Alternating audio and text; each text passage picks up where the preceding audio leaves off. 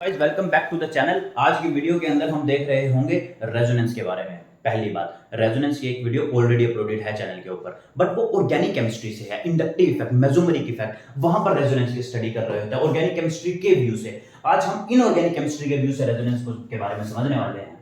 Resonance, मैं अक्सर बोलता हूं कि केमिस्ट्री इज अ लैंग्वेज।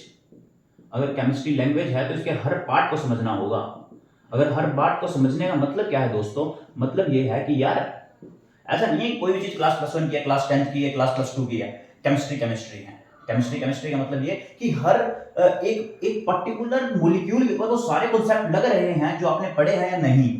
अगर लग रहे हैं, आप लगा पा रहे हो तो आपको केमिस्ट्री आ गई। एक भी कॉन्सेप्ट मिस हुआ तो केमिस्ट्री नहीं आई। हर एक कॉन्सेप्ट मिक्सअप होती है, लैंग्वेज होती है, हर एक चीज लग रही होती है। तो रेजोनेंस के बारे में इनऑर्गेनिक केमिस्ट्री की हेल्प से हम पढ़ने वाले हैं। जनरली केमिकल बॉन्डिंग के अंदर ये आता है क्लास +1 केमिस्ट्री के अंदर, बट मैं अक्सर बोलता हूं वन सब्जेक्ट वन स्टडी, मतलब ना जेईई, ना नीट, ना +1, ना +2, सिर्फ केमिस्ट्री। तो केमिस्ट्री के बारे में सीखते हैं। अब इनऑर्गेनिक केमिस्ट्री क्लास +1 की कर रहे हैं, जिसके अंदर रेजोनेंस के बारे में पढ़ना है। अब देखो, मॉलिक्यूल था, कोई भी एक मॉलिक्यूल से, मैं मॉलिक्यूल का नाम ले लेता हूं, O3 ले लेता हूं, ओजोन ले लेता हूं। ये ओजोन था, ओजोन का लेविस स्ट्रक्चर हमने बनाया था।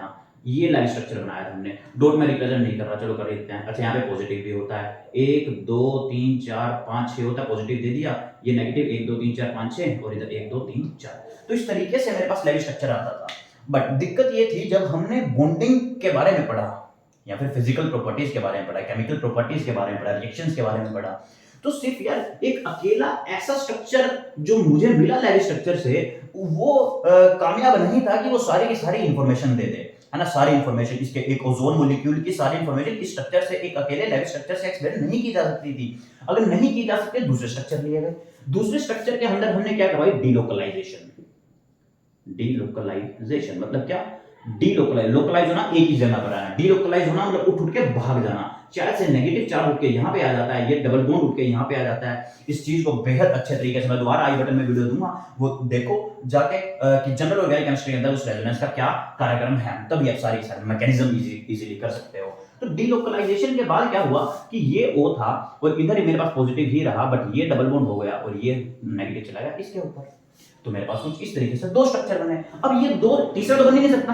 अब ये दो स्ट्रक्चर, जो A था और ये जो B था, ये दोनों मिलकर सारी की सारी प्रॉपर्टीज, बॉन्डिंग के बारे में, केमिकल के बारे में, फिजिकल प्रॉपर्टीज के बारे में सारी इंफॉर्मेशन जो हम प्रोवाइड कर रहे थे, अगर ऐसा जो प्रोसेस था जिसके अंदर डीलोकलाइजेशन ऑफ इलेक्ट्रॉन के बाद कुछ स्ट्रक्चर्स मिल रहे थे जो कि सारी की सारी बॉन्डिंग प्रॉपर्टीज के बारे में बता रहे थे, तो इसका मतलब ये जो प्रोसेस था उसको नाम दिया गया resonance. So what is resonance? Resonance is nothing but it is just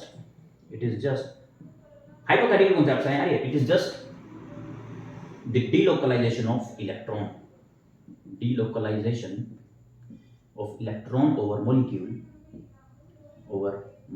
which gives us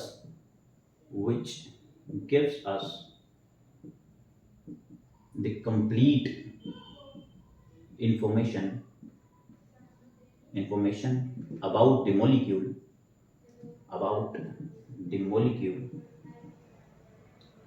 which are not explained correctly by one single Lewis structure। एक सिंगल लेविस स्ट्रक्चर से सारी की सारी प्रॉपर्टीज को एक्सप्लेन कर पाना अच्छा नहीं था। भाई ऐसा भी था, ये सिंगल बॉन्ड था, इसकी बॉन्ड लेंथ लगभग 141 के आसपास थी, इसकी लगभग 128 पिकोमीटर के आसपास थी, ये 128 थी, ये 141 थी, है ना। तो डिफरेंट बॉन्ड लेंथ थी, कौन कहां पर, डबल बॉन्ड कहां पर इलेक्ट्रॉन, सारी की सारी इंफॉर्मेशन नहीं मिल रही थी। इसलिए ये कारनामा किया, इस प्रोसेस को रेजोनेंस बोला, और ये जो स्ट्रक्चर्स बने इनको बोला रेजोनेटिंग स्ट्रक्चर्स। रेजोनेटिंग स्ट्रक्चर्स, ये भी रेजोनेटिंग स्ट्रक्चर, या फिर मैं एक और नाम से जानता हूं, कैनोनिकल फॉर्म्स। तो भैया कैनोनिकल फॉर्म स्टडी कर रहे हैं, रेजोनेटिंग स्ट्रक्चर स्टडी कर रहे हैं, बट ऐसा भी तो था यार, जब लिखने के लिए आएगा तो कौन सा मॉलिक्यूल लिखूंगा? क्वेश्चन जब ये राइज हुआ तो उन्होंने बोला कि यार अपना एक ही मॉलिक्यूल बना लो। ये जो नेगेटिव है और डबल बॉन्ड है, ये किसी स्पेसिफिक एक ऑक्सीजन के ऊपर नहीं है, वो यहां पर भी इक्वल है, यहां पर भी इक्वल है, मतलब लगभग इनकी बॉन्ड लेंथ जो है वो इन बिटवीन थी डबल बॉन्ड और सिंगल बॉन्ड के। सिंगल बॉन्ड की बॉन्ड लेंथ लगभग 141, डबल बॉन्ड की लगभग 128, बीच का कहीं ले आया 132 पिकोमीटर पे, वो आसपास बोला कि यार ये होता है मॉलिक्यूल, और जो मॉलिक्यूल स्टेबल होता है उसको बोलते हैं resonance hybrid. And why is stable, ये इसलिए स्टेबल है बेटा क्योंकि इसकी एनर्जी जो है वो है कम, लेस एनर्जी का था ये। मतलब अगर एनर्जी में स्टडी करूं, ग्राफ स्टडी करूं एनर्जी का, ENERGY, then it is nothing A और बी, ये सी बोल देता हूं, ए बी की एनर्जी इक्विवेलेंट होगी, इनकी एनर्जी क्या होगी, इक्विवेलेंट यहां पे लिख लो, give the D over molecule which gives us the complete information about, which gives us the delocalization over molecule which gives us new structure, यहां पे एक लाइन डालो, which gives us new structures of equivalent energy,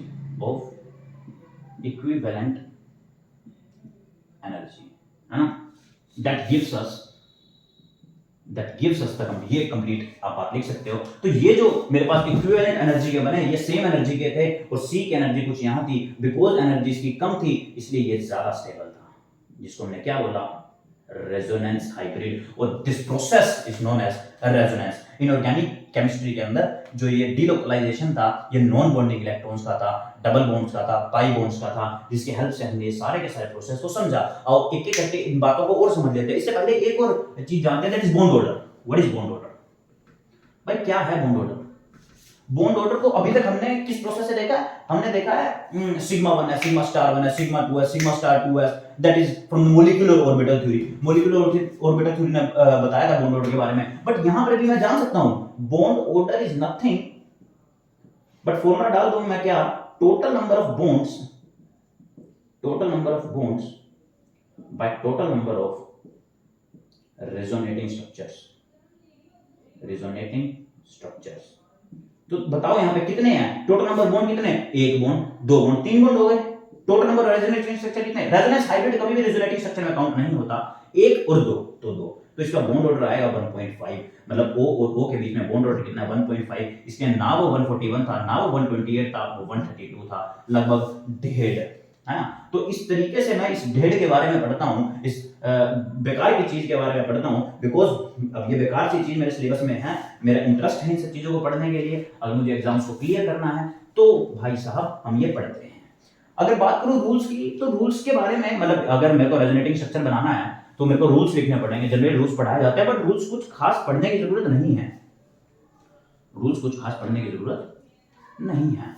क्यों? अगर rules में क्या है यार, रूल्स में वो ज्यादा क्या बोलेगा?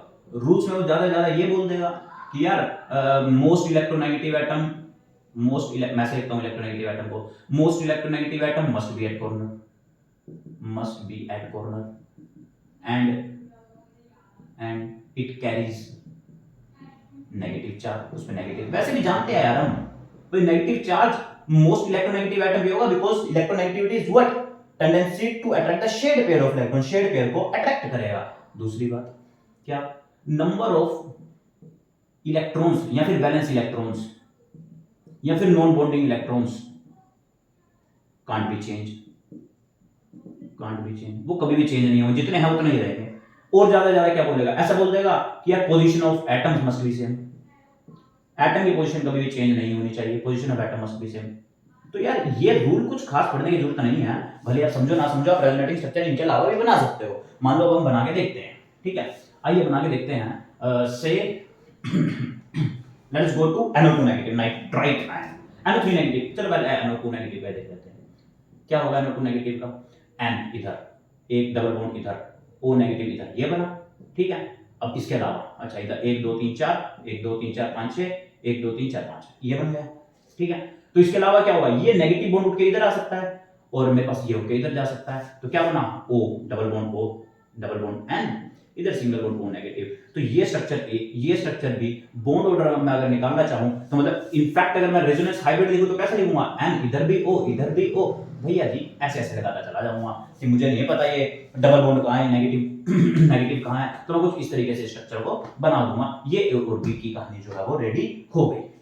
ऐसा भी हम समझ सकते हैं कि हमें क्या कर रहा है यहाँ पर, सिर्फ और सिर्फ ए बॉन्ड ऑर्डर के बारे में जानकारी मिलेगी। वो क्या मिलेगी, total number of resonating structure कितने हैं, 1 और 1 2, तो नीचे आएगा 2। टोटल नंबर ऑफ बॉन्ड कितने हैं, 1 2 3, तो यहाँ पर भी बॉन्ड ऑर्डर कितना देखने को मिलेगा, 1.5 देखने को मिलेगा। ये हमने NO2 नेगेटिव के बारे में जाना, अब NO3 नेगेटिव के बारे में जानते हैं। NO3 नेगेटिव, एक N इधर, डबल बॉन्ड O इधर, सिंगल बॉन्ड इधर, और ये बनता है मेरे पास कोऑर्डिनेट बॉन्ड। क्या बनता है? Coordinate bond. या फिर इसी स्ट्रक्चर को हम लेविस के आचार्य से दिखाते हैं, ये पॉजिटिव, ये O नेगेटिव, इधर से O नेगेटिव और ये डबल बॉन्ड।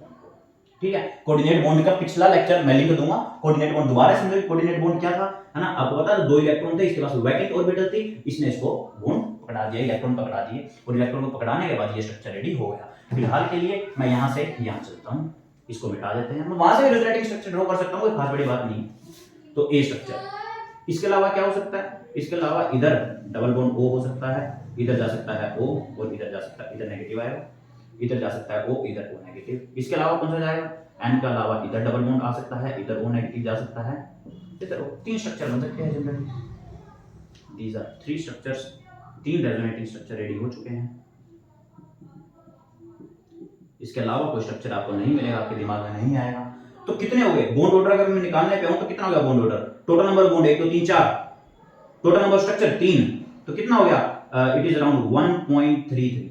ये बॉन्ड ऑर्डर है मेरे पास रेडी। तो हमने NO3 नेगेटिव से भी जान लिया कि हमारे पास बॉन्ड ऑर्डर रेजोनेटिंग स्ट्रक्चर की हेल्प से निकाला जा सकता है, और इस तरीके से मैंने इनको निकाल दिया। ठीक है, तो ये हमारे पास जो है बॉन्ड जो है रेडी हो चुके हैं। आइए चलते हैं अगले की तरफ। NO2 नेगेटिव के लिए देखा, NO3 नेगेटिव पे देखा, अब हम कार्बोनेट आयन की तरफ देखते हैं। O3 के बारे में हम जान चुके हैं, O3 के बारे में चीजें कंप्लीट है, इंफॉर्मेशन कंप्लीट है। तो आओ कार्बोनेट आयन के बारे में जानते हैं, CO3 डबल नेगेटिव के बारे में। CO3 ये कार्बन है, ये डबल बॉन्ड O है, ये O है, ये O है, 2 नेगेटिव रेडी हो गए।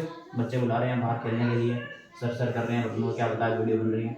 तो C double bond O negative, O negative, बाहर ही रहते हैं यार, मजा आता है बहुत खेलने में इनके साथ। C डबल बॉन्ड O, इधर O नेगेटिव, इधर O नेगेटिव। आओ दूसरा बनाते हैं, क्या चला जाएगा? शायद ऐसा, अच्छा एक्चुअल में क्या होता है? अच्छा नेगेटिव, एक्चुअल में क्या होता है? एक बॉन्ड इधर, इसको डबल बॉन्ड O बोल देता हूँ, ये सिंगल बॉन्ड नेगेटिव, ये सिंगल बॉन्ड नेगेटिव। इसके अलावा क्या बोल देता हूँ? ये C इधर, ये डबल बॉन्ड O, ये O नेगेटिव और ये O नेगेटिव। तो टोटल स्ट्रक्चर कितने हो गए? A, B और C। तो बॉन्ड ऑर्डर बेटा कितना आ गया? टोटल नंबर ऑफ बॉन्ड कितने हैं? 1 2 3 4, टोटल नंबर रेजोनेटिंग स्ट्रक्चर 3। तो इसका मतलब कितना बॉन्ड ऑर्डर हुआ? अगेन 1.33, है ना? चलता चला जाता है। बॉन्ड ऑर्डर की कहानी जो है वो इतनी ही है। रेजोनेंस की ऐप से हमने निकाला। अगर ज्यादा से ज्यादा आप एक का और जानना चाहो, मैं निकाल देता हूं फॉस्फेट आयन का, PO4 ट्रिपल नेगेटिव का, PO4 ट्रिपल नेगेटिव का निकाल देते हैं। कितना हो गया PO4 ट्रिपल नेगेटिव का? PO4 ट्रिपल नेगेटिव कुछ इस टाइप से इसका स्ट्रक्चर होता है, P double bond O negative, here O negative. बनाओ बॉन्ड। बच्चों के साथ खेलने का इतना मन कर रहा है कि अब मन भी नहीं कर रहा वीडियो बनाने का। तो ये P चला गया, और इधर डबल बॉन्ड O है, इधर मत बनाओ डबल बॉन्ड O, इधर O negative, double bond O को उठा के इस साइड ले जाओ, O नेगेटिव। फिर से स्ट्रक्चर बनाइए, P डबल बॉन्ड O को इस साइड ले जाइए, O नेगेटिव। इसके अलावा एक पोजीशन वैकेंट रहेगी, यहाँ पे नीचे वाली रहेगी, P double bond O negative. तो total number of resonating structure कितने बने? 4 रेजोनेटिंग स्ट्रक्चर बने 4। और टोटल नंबर ऑफ बॉन्ड कितने हैं? Total number of bonds we have 1 2 3 4 5 bond है। तो बॉन्ड ऑर्डर कितना आ गया? This is 5/4 and around 1.25। तो ये बॉन्ड ऑर्डर रेडी हो चुका है। इस तरीके से आप अलग अलग मॉलिक्यूल्स के बॉन्ड ऑर्डर को निकाल सकते हो। रेजोनेंस की कहानी इतनी ही है कि आप इलेक्ट्रॉन्स का और डबल बॉन्ड का डिलोकलाइज कीजिए, नेगेटिव को उठाइए, डबल बॉन्ड को नेगेटिव के पास पटकिए, और ये घूमता रहेगा। इनफैक्ट अगर इसका जो है मैं बनाने पे आ जाऊं तो क्या बनेगा? PO और ये जो है रेजोनेंस हाइब्रिड आपका तैयार हो जाएगा। आपको उस चीज में दिक्कत नहीं होगी। तो किसी भी तरफ नेगेटिव, किसी भी तरफ पॉजिटिव, कहीं भी हो सकता है। ये कहानी ना तो डबल बॉन्ड की है, ना सिंगल बॉन्ड की है, बट इन बिटवीन की कहानी है। तो number of different kind of structure से मैं अलग बॉन्डिंग की इंफॉर्मेशन निकाल सकता हूं। इनऑर्गेनिक केमिस्ट्री की रेजोनेंस इतनी है, बाकी जनरल ऑर्गेनिक केमिस्ट्री को उसका नीचे लिंक दूंगा, जाकर देख लो। Thank you so much, thank you for watching the video.